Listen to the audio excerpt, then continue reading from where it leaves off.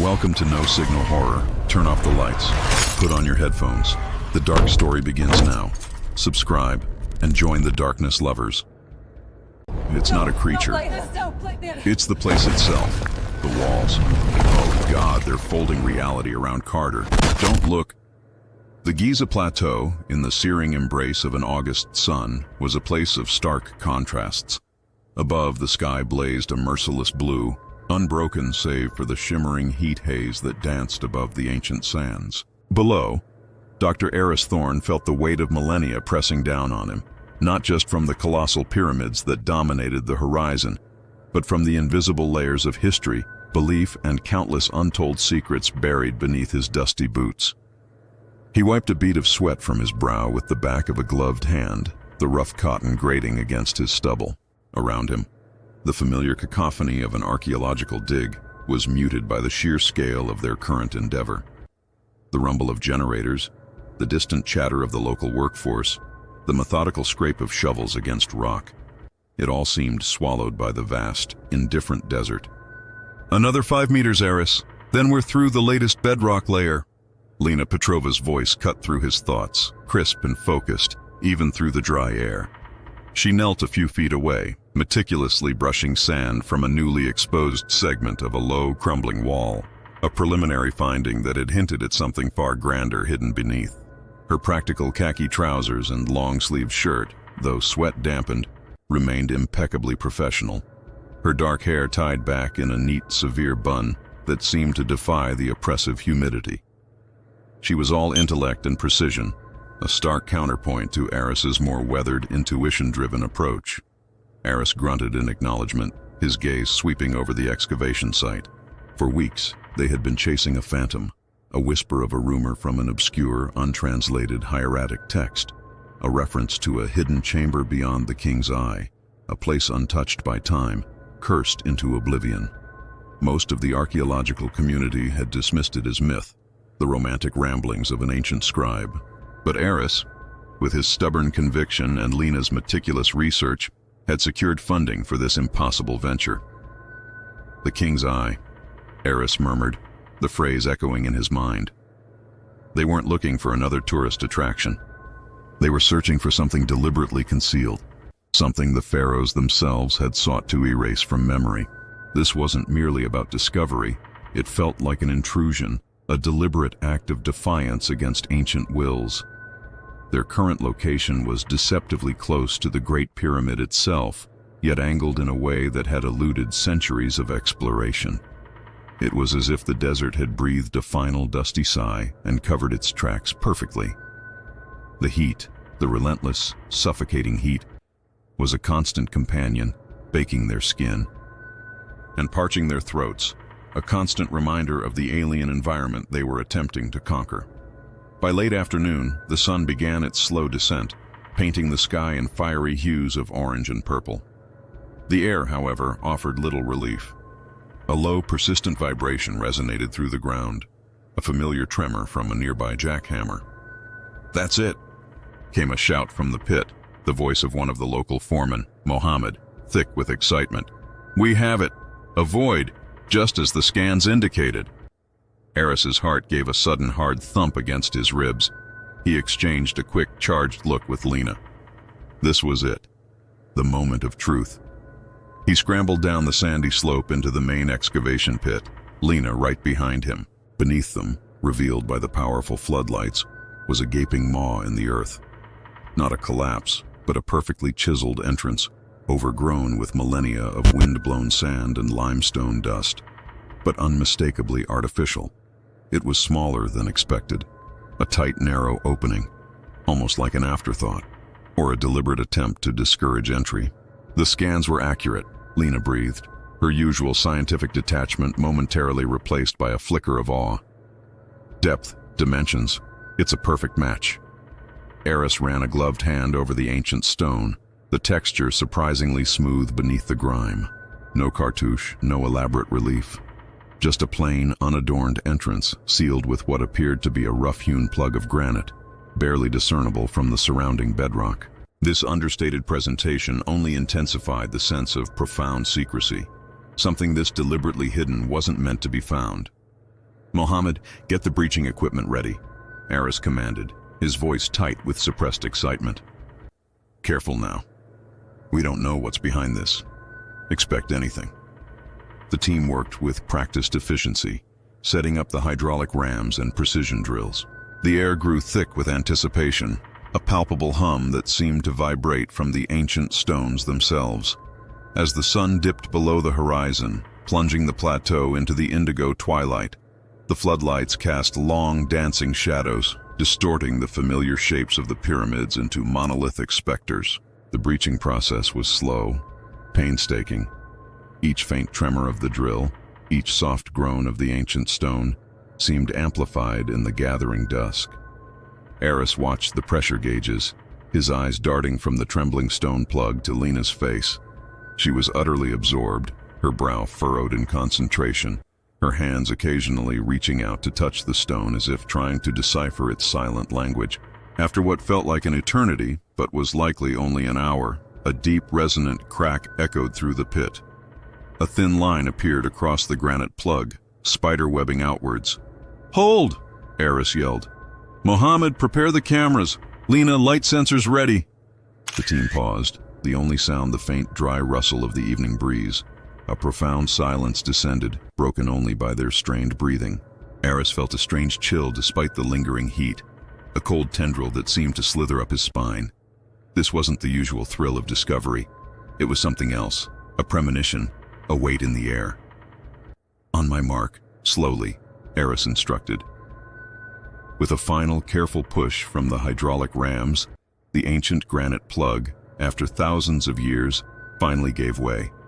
It shifted inward with a low, grating sound, revealing a narrow, impossibly black void beyond. A gust of air, ancient and cloying, billowed out. It was heavy, tasting of dust and something else, something indefinable, like old bones, dry earth, and a faint, almost metallic tang. It was cold, unnaturally cold, a stark contrast to the desert night. Lena recoiled slightly, a hand going to her throat. "Aris, the air quality sensors are spiking. Something in the atmosphere, not just CO2. Traces of a decomposition agent, highly volatile, but very old. And the temperature drop is significant." Aris clicked on his helmet lamp, the powerful beam piercing the inky blackness. It didn't seem to penetrate far, swallowed by the sheer absence of light. He saw only a short, rough-hewn passage, barely wide enough for one person, sloping downwards into the earth. The walls were rough, unfinished, unlike the polished grandeur of most royal tombs. This felt primal. "Any pictograms? Warnings?" he asked, his voice low. Lena shook her head, her beam sweeping the rough entrance. "Nothing. No hieroglyphs, no carvings, just raw stone.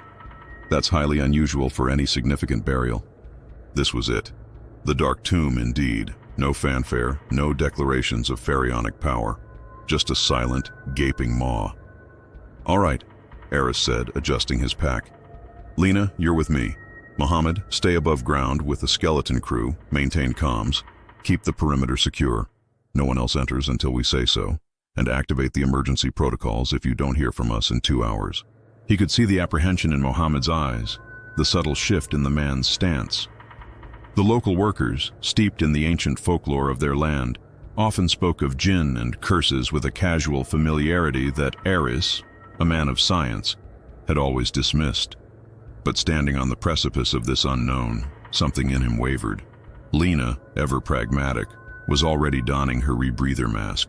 Her eyes met Aris's through the visor, reflecting a mix of scientific curiosity and a subtle, almost imperceptible tremor. "Ready, Aris?" He nodded, taking a deep breath of the relatively fresh air above ground, knowing it might be his last for a while. The ancient air that had gusted out of the tomb seemed to cling to him, a chilling embrace. He felt a sudden, profound sense of isolation, as if the world above had already receded, leaving them utterly alone at the threshold of something immense and terrible. "Ready," he replied, his voice a little hoarser than he intended. He stepped forward, his lamp beam leading the way, and plunged into the absolute, suffocating darkness of the tomb, Lena following close behind. The passage closed around them, swallowing the last vestiges of the world above. The cold intensified, a bone-deep chill that had nothing to do with the outside temperature. As they descended, the air grew thicker, heavier, pressing down on their chests. Aris could hear his own heartbeat, a frantic drum in the suffocating silence. He was a scientist, a man of logic. But the palpable sense of malevolence in this place was starting to chip away at his carefully constructed rationality. This wasn't just old, it felt awake, and it did not welcome them. The lamp beam cut a fragile circle in the profound blackness, a defiant beacon against an ancient, hungry void. Each step Aris took echoed not just off the stone walls, but seemed to resonate deep within his bones. The passage, rough-hewn and uneven, twisted downwards, sometimes barely wide enough for one, sometimes opening into cavernous, brief expansions before constricting again. The air grew not only colder, but also impossibly still, as if the very atoms had forgotten how to move, holding their breath alongside him. Lena's footsteps, usually light and quick, now sounded heavy, deliberate, a measure of the shared weight pressing down. "Are you sure about this, Aris?" Her voice, a low murmur, seemed swallowed instantly by the oppressive silence, barely reaching him over the frantic thrum of his own blood. He didn't answer immediately, his gaze fixed on the ever-descending path. He was a man of evidence, of measurable phenomena, yet the feeling here defied all rational explanation. It was a pressure on his mind, a cold whisper at the edge of his perception, a profound sense of wrongness. "We've come too far," he finally said, the words feeling inadequate, almost childish in the face of the tomb's immensity. As they ventured deeper, the ancient dust, undisturbed for millennia, coated everything, clinging to their clothes and hair. The faint, earthy smell of decay mingled with something else, something metallic and acrid, like old blood or forgotten fear. Aris found himself constantly checking his instruments, the air quality monitor, the temperature gauge, as if needing their objective readings to anchor him to reality. They all showed stable, if unusual readings for a sealed environment, yet his senses screamed otherwise. The air felt thin, yet heavy. The cold was bone-deep, not just ambient. He started to notice things in the periphery of his lamp's glow. Carvings, originally dismissed as decorative hieroglyphs, now seemed to twist and writhe. Eyes in the stone reliefs appeared to follow their movement, their ancient gazes imbued with a malevolence that made the hairs on his neck prickle. He'd pause, swing his lamp directly at them, and they'd resolve back into static, worn stone, devoid of their momentary animation.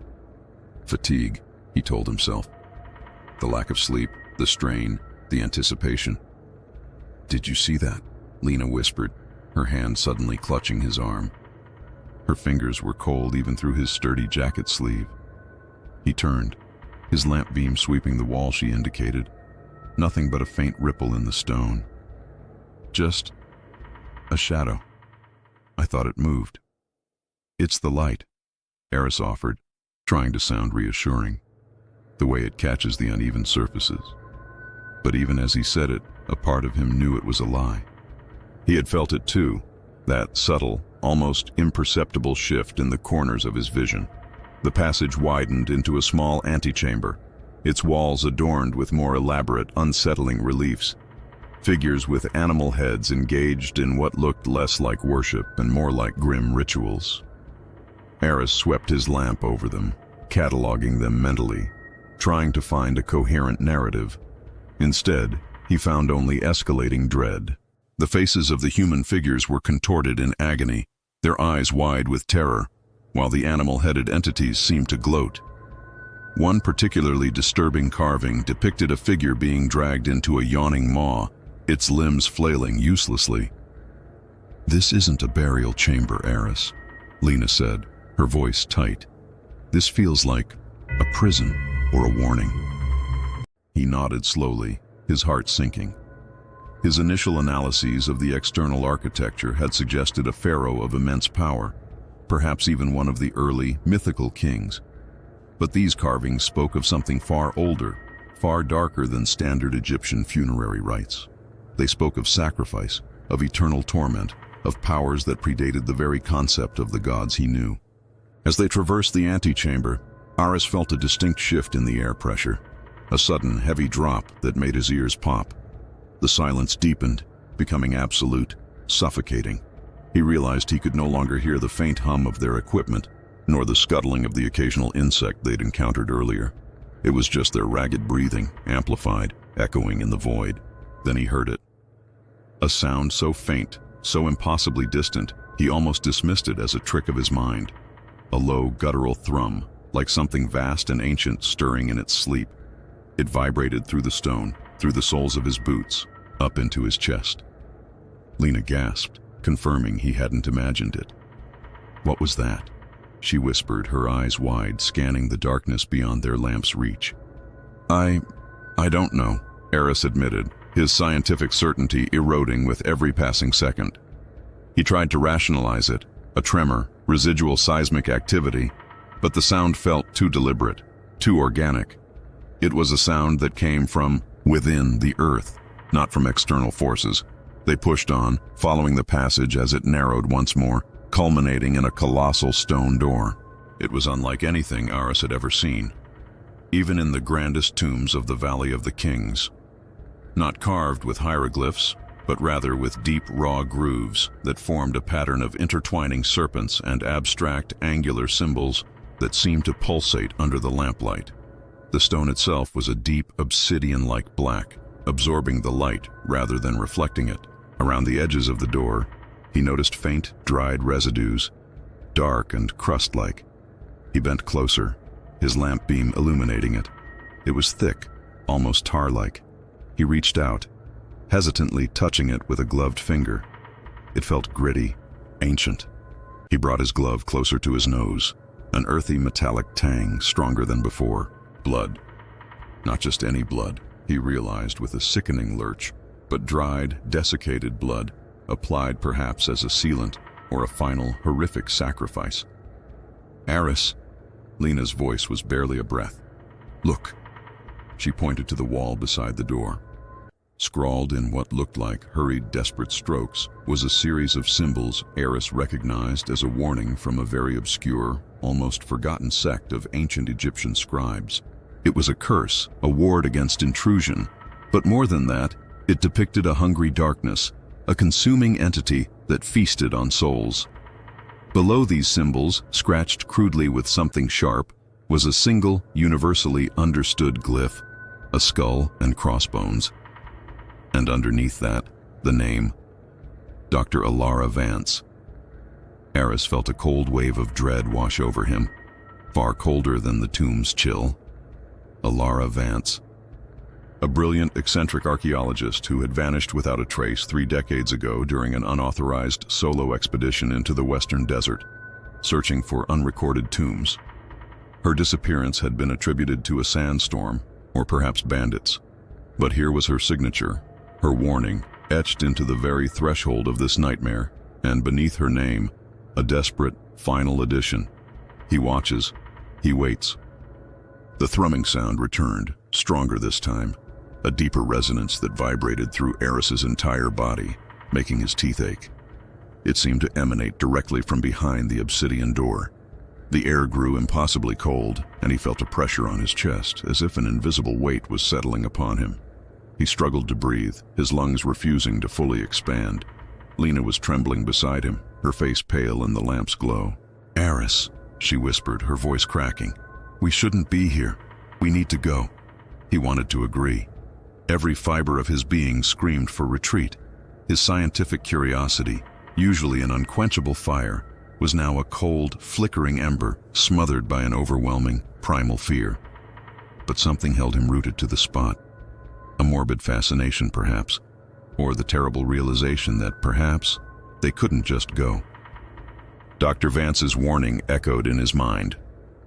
He watches, he waits. Had they been watched since the moment they set foot in the passage? Had they been drawn here, not by their own will, but by something else? He raised his lamp higher, illuminating the central part of the colossal door. In the intricate pattern of serpents and angular symbols, Aris noticed a faint indentation, a perfect circular depression. He reached into his satchel, his fingers fumbling, until he pulled out the very artifact that had led them to this tomb. The obsidian disc, taken from the ruins of the nearby village. It was cool and smooth in his palm, reflecting no light, absorbing it all. He held it up. It was a perfect fit. A terrible, suffocating silence descended, heavier than any silence before. The thrumming stopped. The cold intensified to an unbearable degree. Aris felt every hair on his body stand on end. He looked at Lena, her eyes reflecting the same paralyzing terror he felt. With a profound sense of dread, a feeling of stepping off a precipice into an unknown abyss, Aris reached forward, the obsidian disc a heavy weight in his gloved hand. He knew, with an absolute, terrifying certainty, that placing it in that indentation would be irreversible. It would awaken something ancient, something that Dr. Vance had desperately tried to warn against. But the force drawing him forward was irresistible, a chilling pull that felt less like curiosity and more like destiny. His fingers, guided by an unseen will, nudged the disc into its resting place. As the obsidian disc slid perfectly into the depression, a low, grinding rumble echoed from deep within the stone, vibrating through the earth itself. The colossal door, which Aris had assumed was solid, began to retract, slowly, ponderously, into the wall. A wave of ancient, stagnant air, heavy with the scent of untold centuries, and something undeniably sinister, washed over them. Beyond the threshold, bathed in the feeble glow of their lamp, lay not another antechamber, but a vast, unimaginable darkness. It was a darkness so profound it seemed to devour their light, rendering the beam almost useless. And from its depths, something shifted. Something immense. Something that had been waiting. The stale, ancient air that washed over them was not merely cold. It was a physical weight pressing against their lungs, tasting of dust, millennia of decay, and something else. A metallic tang like old blood, and a cloying sweetness that hinted at preservatives long since turned foul. Aris stumbled back, gagging, his hand involuntarily rising to cover his mouth. Beside him, Lena Petrova, usually so composed, let out a sharp gasp, her face pale in the struggling beam of her headlamp. Even Javier, the seasoned foreman, whose stoic demeanor was legendary among the dig crews, visibly recoiled, his hand instinctively going to the sidearm holstered at his hip. A futile gesture against the palpable, suffocating dread that now poured from the chasm. Their lamps, state-of-the-art archaeological equipment, were swallowed by the profound blackness beyond the threshold. The light seemed to curve, to bend, to simply cease to exist a mere few feet from the opening, creating an impenetrable wall of non-existence that defied logic. It was not just an absence of light, it was an active devouring of it, a primordial void that held dominion. And from its depths, the shifting began again. Not a sound, not a tremor, but a sensation. A vast, slow, deliberate movement that vibrated through the very bedrock beneath their feet. A silent displacement of something colossal, something impossibly old, something that had indeed been waiting. "What in God's name is that?" Javier muttered, his voice hoarse, his eyes wide and unfocused as he tried to pierce the impenetrable dark. He wore his usual expedition gear, durable canvas trousers, a long-sleeved work shirt, and sturdy boots, all practical and well-worn. Elena, similarly dressed in a khaki utility shirt, cargo pants, and a bandana covering her hair, fumbled with her lamp, clicking it through its various settings, each more powerful than the last, all equally useless. It's just the scale of it, Javier," Elena said, her voice trembling despite her effort to sound analytical. "The sheer volume of this space, it's absorbing the light, the sound. It must be the air pressure equalizing in such an immense cavern, causing an echo, a resonant frequency in the rock." Her explanations, usually so reassuring, sounded thin and unconvincing even to her own ears, especially with the unsettling feeling that prickled the hairs on her neck. But Aris knew better. It wasn't just the space or the air pressure. It was it. The same unseen hand that had guided his fingers to the obsidian disc now beckoned him into the devouring darkness. The chilling pull intensified, no longer merely curiosity, but a relentless magnetic force that twisted his gut and thrummed in his bones. He felt less like an explorer and more like a puppet, strings taut, dancing to a rhythm played on ancient bones. He took a step forward, then another, drawn irrevocably into the maw. "Aris, no!" Lena cried, reaching out, but he was already beyond her grasp. Javier hesitated, torn between his duty to the expedition leader and the primal urge to flee.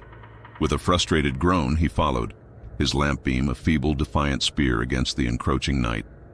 Elena, sighing in exasperation mixed with genuine fear, fell in line behind them, her lamp bobbing. The air inside was thicker, colder, and utterly devoid of any discernible scent beyond the omnipresent, cloying sweetness. Each breath felt like drawing in liquid lead. Their footsteps, normally crisp on the hard-packed sand and stone of the outer chambers, were muffled here, swallowed by the vastness, as if the darkness itself were absorbing sound. The beams of their lamps, now mere pinpricks, illuminated nothing but the immediate few inches around their feet, revealing a floor of rough, unworked stone, damp in places and disturbingly smooth in others. "Stay close," Javier commanded, his voice barely a whisper, though it resonated unnervingly in the silence. His hand rested on the grip of his sidearm, a gesture of comfort for himself as much as a preparation for any unseen threat. As they moved deeper, the temperature plummeted, reaching an unnatural chill that bit through their heavy clothing. Gooseflesh rose on Aris's arms, but it wasn't just the cold. It was a deeper, bone-deep sensation of dread, as if the very atoms of the air were charged with malevolence. He felt a phantom touch against his cheek, cold and dry, like ancient parchment. He swiped at it, but there was nothing. Then the whispers began. At first, Aris dismissed them as echoes, the sounds of his own blood rushing in his ears, or the wind, though there was no wind down here. But then Elena clutched his arm, her grip like a vice. "Did you hear that?" she whispered, her voice barely audible. "Sounds like voices." Javier swung his lamp erratically, his face a mask of primal fear. "I hear them, low, like chanting. Where is it coming from?" The whispers were not coming from any specific direction. They were everywhere and nowhere, a low, guttural murmur that seemed to rise from the very stone, from the oppressive air, from the depths of their own minds. It was a chorus of ancient, forgotten tongues, speaking words that resonated with a profound, terrifying meaning that Aris felt without understanding. Dread coalesced into a tangible entity, pressing in on them from all sides. "It's a psychoacoustic phenomenon," Elena stammered, attempting to maintain her scientific composure, but her eyes darted nervously into the impenetrable black. "The resonance of the chamber, combined with our own anxieties, can create auditory hallucinations." "Hallucinations that we all hear, Elena?" Javier retorted, his voice edged with panic. Aris found himself compelled to move faster, the unseen force now a desperate shove rather than a gentle pull. The whispers intensified, weaving themselves into a pattern, a rhythm that was both hypnotic and horrifying. He felt his eyelids grow heavy, a strange lethargy creeping into his limbs, yet the relentless compulsion drove him onward. Suddenly, the ground underfoot changed. The rough stone gave way to something unnervingly smooth, cold, and polished. As Aris's lamp beam danced, a brief, fleeting reflection caught his eye. He stopped abruptly. "What is it, Aris?" Elena asked, her voice tight with apprehension. He knelt, shining his lamp directly downwards. What he saw made his blood run cold. The floor was not merely polished stone. It was a colossal mosaic, intricate and vast, stretching further than their lamps could illuminate. And the images depicted were not hieroglyphs or scenes of pharaonic life. They were nightmarish, stylized figures, impossibly elongated and skeletal, with vacant, obsidian eyes.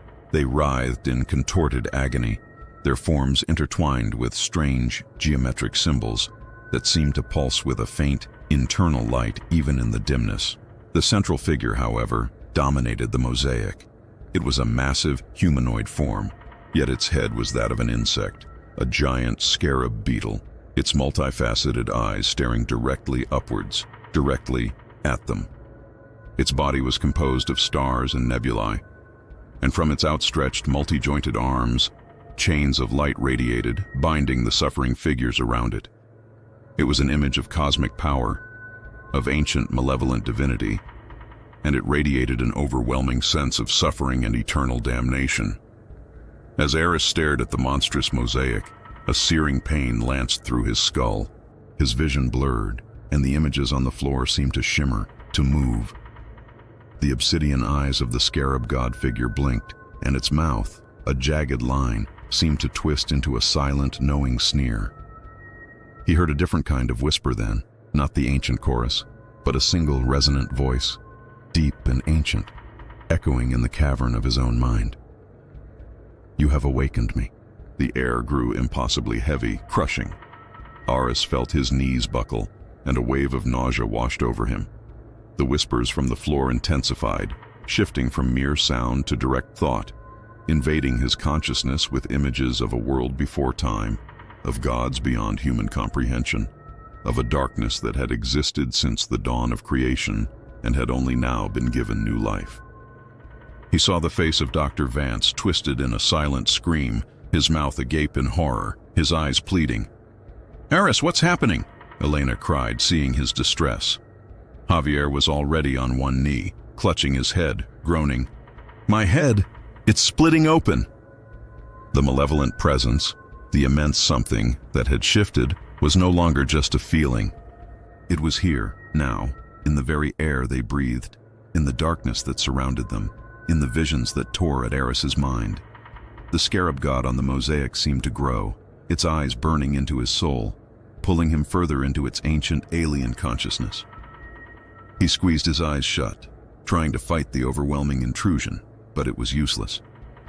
The voice in his head was absolute, demanding. It wasn't just awakening, it was feeding, and Aris, drawn by an irresistible destiny, was its chosen conduit. He felt a cold tendril of something ancient and unholy reach into his chest, not physically, but psychically, wrapping around his very essence, beginning to draw. He gasped, a sound torn from the depths of his being, as a primal scream ripped through his throat. The light from their lamps flickered violently, struggling against the encroaching darkness.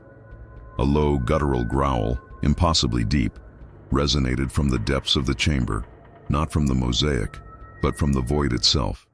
A sound of immense, terrible satisfaction. They were not just in a tomb. They were in the heart of something infinitely vaster, infinitely more ancient, and infinitely more terrifying than any pharaoh's resting place. They were in the presence of a true god of the old world, a deity of shadow and cosmic dread, and it was now fully awake and utterly aware of them. And it wanted more than just their attention. It wanted their very souls. Aris convulsed, a marionette on invisible strings, as the psychic tendril, cold and impossibly vast, rooted itself deeper within him. His scream, initially a primal outpouring of terror and agony, choked off into a ragged, desperate gurgle. His eyes, wide and bloodshot, stared blankly at the swirling darkness that seemed to emanate not from the mosaic beneath his feet, but from a point beyond it, a tear in the fabric of their reality. He was a vessel, and something ancient was siphoning not just his life force, but the very essence of his being, his memories, his hopes, his identity, drawing them into a void that stretched further than any mortal mind could comprehend. His skin, already pale, took on a ghastly, translucent quality, the veins beneath his flesh pulsing with an unnatural, sickly blue luminescence. "Aris, what's happening?" Dr. Lena Petrova, her face a mask of terror, lunged forward, her hand outstretched. She wore practical cargo pants, a long-sleeved collared shirt, and sturdy hiking boots, her usual expedition attire now feeling utterly inadequate against the unfathomable horror unfolding. Beside her, Ben Carter, a burly security specialist whose usual calm had completely evaporated, fumbled for his high-powered flashlight, its beam now a pathetic pinprick against the encroaching gloom. The guttural growl that had heralded the entity's awakening vibrated through the very bedrock of the tomb, a tangible pressure that settled in their chests, stealing their breath, making their bones ache with a foreign resonance. The lamps, their artificial glow now struggling to pierce the deepening shadows, flickered violently once more, One by one, like dying fireflies, they sputtered and died, plunging the chamber into an almost absolute darkness, broken only by the dim, sickly glow from Aris and the pathetic efforts of Ben's lone flashlight. The air grew impossibly heavy, thick with the scent of ozone and something else, something ancient and metallic, like dried blood on old bronze. The temperature plummeted, a profound chill seeping into their very marrow, colder than any desert night. Lena pulled back, not from caution, but from an invisible force that seemed to push her away from Aris, a barrier of pure malevolence. She felt a cold dread blossom in her stomach, a feeling far deeper than mere fear. It was the absolute, crushing certainty of insignificance, of being utterly overwhelmed by something that defied natural law, that mocked every scientific principle she held sacred. This wasn't a tomb or a curse in the folkloric sense. This was an ancient power, a primordial consciousness rousing from eons of slumber, and its hunger was insatiable. "We need to get him out," Ben roared, his voice cracking with desperation, but he too seemed rooted to the spot, paralyzed by the cosmic dread. He flashed his light towards Aris, but the beam seemed to warp and bend around the suffering man, absorbed by the encroaching shadows. The mosaic beneath Aris's feet began to glow, not with the warm, vibrant colors of ancient pigments, but with a cold, pulsating violet light that matched the unnatural luminescence beneath Aris's skin. The intricate patterns, previously inert, now seemed to ripple and shift, like water disturbed by an unseen current. The growl deepened, transforming into a low, pervasive thrum that bypassed their ears and vibrated directly within their skulls. It was a language without words, a communication of pure, unfetterable satisfaction, interwoven with echoes of untold eons of sleep, of patient waiting. And then, woven into that terrible hum, came whispers. They were not actual sounds, but thoughts inserted directly into their minds, ancient and barbed, insidious and seductive. "You have awoken me. You have brought the vessel. And for that, I grant you the truth." Lena clutched her head, a searing pain lancing behind her eyes. Images flashed through her mind. Impossible geometries, stars older than the universe, titanic figures carved into mountains of a world that never was, faces of horror beyond human description. She saw fleeting glimpses of the Pharaohs, not as divine rulers, but as frantic supplicants, guardians of a terrible secret, their rituals not for immortality, but for imprisonment. This place, this dark tomb, was not merely a resting place, but a colossal, intricate lock, and they, in their misguided pursuit of knowledge, had just turned the key. Ben stumbled back, letting out a choked cry. His face was ashen, his body trembling uncontrollably. No, not real. "It's not real," he whimpered, his eyes fixed on something only he could see, a phantom horror conjured by the entity. Lena knew what he was experiencing. The entity wasn't just draining Aris, it was toying with their minds, eroding their sanity, preparing them perhaps for their own consumption. Aris let out another sound, not a scream, but a distorted, guttural mimicry of the entity's hum. His head lolled, his eyes still wide and fixed, but now there was a terrible, ancient intelligence behind them, a knowing emptiness that was utterly devoid of Aris himself. His mouth opened, slowly, unnaturally wide, and from his throat emerged a voice that was not his own, a low, multitonal drone that resonated with the primordial growl. "The sun god is a lie, the creator, a fleeting dream. I am older than the sands, older than the stars you name. I sleep, I dream, and when I wake, worlds shatter." The words, though unintelligible as spoken sounds, were perfectly clear in their minds, an agonizing intrusion into their innermost thoughts. The air around Aris thickened, solidifying into shimmering heat haze, distorting his already elongated form. The violet light intensified, casting grotesque, shifting shadows on the ancient walls. The hieroglyphs, carved millennia ago, pulsed with a sickly light, their cryptic symbols twisting into forms that seemed to writhe and contort, depicting unspeakable rituals performed beneath alien skies. Lena's Egyptological training, her years of rational study, were crumbling under the relentless assault. She tried to think, to analyze, to find some point of reference, but her mind was flooded with alien concepts, with the terrifying certainty that humanity was a speck, a transient anomaly in a universe of vast, indifferent horrors. The Pharaohs, she realized, had not cursed their tombs to protect their treasures, but to protect the world from what lay beneath. They had known. They had built their pyramids as prisons, their curses as warnings, and they had failed. She looked at Aris, his body now visibly elongating, his limbs stretching, his joints creaking with grotesque sounds. The process was agonizingly slow, a perverse transformation unfolding before their eyes. The tendril was no longer just drawing, it was reshaping, preparing. Aris was becoming a gateway, a physical manifestation of the breach between their world and the entity's abyssal realm. A sudden sharp crack echoed through the chamber, and Ben's flashlight, clutched in his trembling hand, shattered, plunging them into complete darkness. Only Aris's violet glow remained, pulsating like a malevolent heart, illuminating the horror.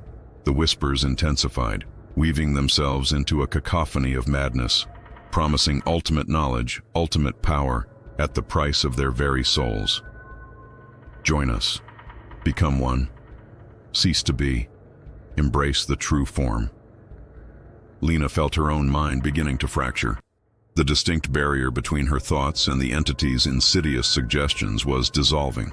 She saw the vast, incomprehensible patterns, the true chaotic structure of the cosmos, and it was a vision of such profound, beautiful horror that it threatened to break her completely. She understood, with chilling clarity, that the entity wasn't just powerful. It was the very embodiment of chaos, a primeval force that existed before order, before time, before consciousness itself. She dropped to her knees, clutching her head, trying to block out the onslaught, to hold on to the last vestiges of her sanity. But the terror was no longer external. It was internal, a cold, parasitic thing growing in her mind, feeding on her despair, on her fear, on her very essence. The hum of the entity was now the only sound, the only reality. It vibrated in her teeth, in her bones, in the deepest chambers of her heart, a living, breathing sound of cosmic awakening. Ben, his whimpers having faded into silent, shuddering gasps, crumpled to the floor beside her. His body spasmed uncontrollably, his eyes wide and unseeing, lost in the depths of some personal, inescapable nightmare. He was still alive, but his spirit, his mind, had already departed. He was a vacant shell, another victim of the ancient being's psychic tendrils. Aris's transformation continued, slow and inexorable. His skin had grown taut, stretched impossibly thin over elongating bones. His face, no longer human, was a canvas of stretched agony, his mouth a black maw from which the multi-tonal drone now issued forth without pause. The chamber itself seemed to respond to the entity's presence, the very stone groaning, minute cracks appearing in the ancient walls, as if the tomb itself was struggling to contain the burgeoning horror within. Lena looked up, her gaze drawn to Aris, who was now less a man and more a grotesque, pulsating column of violet light and stretched flesh. She saw the tendrils, no longer internal, but external, thin, smoky wisps of darkness snaking out from his body, testing the air, reaching towards the two fallen figures. They were not seeking to draw anymore. They were seeking to bind. The entity was fully awake, and it was time to claim its rightful inheritance. Their souls were merely the first offerings. The multi-tonal drone vibrated through Lena's very bones, a sound that was no longer an external assault but an internal tremor, resonating within the marrow. Aris, or what remained of him, pulsed with an unholy violet light, his form a horrifying testament to the entity's complete possession. The tendrils, now thick as a man's arm, writhed out from his incandescent flesh, not merely smoky wisps anymore, but solid, prehensile extensions of pure shadow. They snaked across the uneven stone floor, their tips almost sentient, twitching with predatory anticipation. Michael beside her lay still. The tendrils had reached him first, coiling around his limbs, pulling his body into an impossible contortion, his face frozen in a silent scream. Lena had watched, paralyzed, as the darkness consumed him, not merely enveloping, but sinking into his flesh, like ink into porous paper. He was gone, absorbed into the ever-growing, pulsating mass that Aris had become. Now, the tendrils turned towards Lena, their tips weaving through the dust motes suspended in the heavy air. Her breath hitched, a ragged, useless sound. Her mind screamed for her to run, to fight, but her body was a leaden weight, her muscles locked in an absolute primal terror. This wasn't a creature she could outrun or outsmart. This was something ancient, something that had waited for millennia, and now, fully awakened, it was utterly unstoppable. The drone intensified, not just from Aris's maw, but from the very stones of the chamber. Cracks spiderwebbed across the walls, glowing with a faint internal light, as if the pyramid itself was cracking under the pressure of the entity's reawakening. Dust and small fragments of stone rained down, mingling with the heavy, cloying scent of ozone and something indescribably old, like dried blood and forgotten dreams. One tendril, thicker than the rest, brushed against her leg. It felt cold, impossibly cold, despite the stifling heat of the tomb. A jolt, not of pain but of pure dread, shot through her. It wasn't just a physical touch. It was an invasion, a probe reaching into the very core of her being. She felt a phantom tug, as if something was attempting to unravel the threads of her consciousness, to pull her identity out of her body. "No," she rasped, the sound a pathetic whisper against the omnipresent drone. She tried to scramble back, but her limbs were useless, her will fractured. The tendril coiled around her ankle, its grip firm, but not crushing. It was a caress of impending doom, a gentle claim. More tendrils snaked up her body, encircling her wrists, her waist, her neck. They were not binding her tightly, not yet. They were merely holding her, presenting her as an offering to the pulsating violet mass that was once Aris. Her gaze was locked on his grotesque form, the stretched skin translucent, revealing what looked like a swirling vortex of energy beneath. His black maw opened wider, impossibly wide, and the drone reached a crescendo, a sound that felt like the universe itself was being torn apart. Within the maw, she saw not teeth, but a swirling darkness, a void that promised not death, but an eternity of non-existence. As the tendrils pulled her slowly forward, inch by agonizing inch, towards the column of violet light, a horrifying understanding dawned in her fractured mind. This wasn't the curse of a pharaoh. This was the curse of creation itself, a primordial entity that predated humanity, buried beneath the sands not to imprison it, but to contain it, to prevent it from consuming all. The pharaohs had merely been its unwitting guardians, their tombs elaborate prisons for the true terror, built with a knowledge lost to time. And Aris, driven by greed and hubris, had ripped open the door. Her memories flickered, her childhood, her parents, Michael's laugh, the excitement of the expedition, the hopeful glint in Aris's eyes. They were not just flickering, they were being pulled, like pages from a book, splayed out before the entity, examined, consumed. She felt the essence of herself, her very soul being drawn out, a thread stretching taut from her core. It was an exquisite, terrifying pain, not of the body, but of the spirit. She was being unmade, piece by agonizing piece. The violet light pulsed brighter, hotter, washing over her. The tendrils began to constrict, tighter now, squeezing the air from her lungs. But the pressure was secondary to the internal emptiness growing within her. Her identity was dissolving. She was no longer Lena. She was a vessel, a conduit, another offering. The drone morphed into a chorus of whispers, 1,000 voices, ancient and agonizing, joining the entity's triumphant hymn. Were these the souls of past offerings? Was this what awaited her? A disembodied echo, forever trapped in the entity's endless hunger? Her vision blurred, not from tears, but from the sheer overwhelming force of the entity's presence. The chamber walls continued to crack. The the pyramid groaning as if in its death throes, or perhaps its rebirth. She saw flashes of impossible geometries within the violet light, glimpses of a dimension beyond human comprehension, a place of pure, consuming darkness. With a final desperate surge of defiance that was instantly crushed, Lena felt herself utterly surrender. The last fragments of her consciousness fractured, splintered, and were drawn into the swirling vortex. Her body, now limp, was fully absorbed by the tendrils, becoming indistinguishable from the writhing mass of shadow and light that pulsed at the heart of the chamber. The drone reached a final deafening shriek, then abruptly cut off. Silence descended, absolute and profound. The violet light receded, Aris's form entirely gone, replaced by a smooth obsidian column that gleamed faintly in the residual light. The tendrils had vanished, absorbed back into the column, which now stood majestically where Aris had been. The cracks in the walls sealed themselves with an audible groan of shifting stone. The dust settled and the air cleared.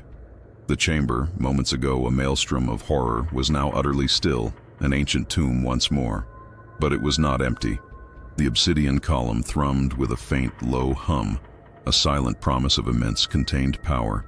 The air around it felt impossibly heavy, charged with a malevolent intelligence that watched, waited. The entity was not gone. It had merely absorbed its offerings, strengthened itself, and retreated into a deeper, more profound slumber, a sleep made potent by the souls it had claimed. It was no longer bound by a weakened vessel. It was now the heart of the pyramid, an unmovable, timeless sentinel of dread. Outside, the Egyptian sun beat down mercilessly on the vast, indifferent desert. The three figures, Lena, Aris, and Michael, were simply gone, vanished without a trace. Search parties scoured the sands for weeks, then months, finding nothing. The entrance to the newly discovered chamber in the pyramid, a marvel of archaeology, was found sealed, the shifting sand having swallowed any trace of human passage. Locals whispered of the Pharaohs' curse, a timeless warning against disturbing the slumber of the dead. But they were wrong. The pyramid stood, majestic and inscrutable, its shadow stretching long across the dunes. Within its deepest heart, the obsidian column pulsed, ever so faintly, a quiet thrum beneath the silent sand.